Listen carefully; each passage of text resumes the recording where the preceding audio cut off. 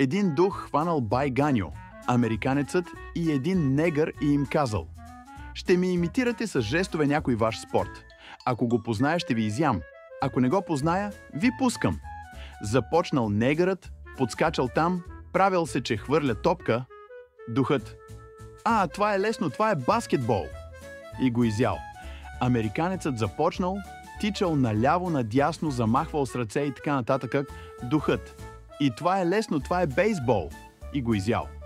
Дошъл ред на бай Ганьо, помислил малко и започнал да върти двете си ръце в пълен кръг няколко пъти, спира и показва и с двете ръце среден пръст.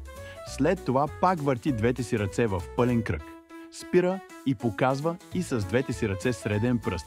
И така няколко пъти. Духът: „Признавам, не се сещам. Кой спорт е това?“ „Спорт Тото 6 от 49“, отговорил бай Ганьо.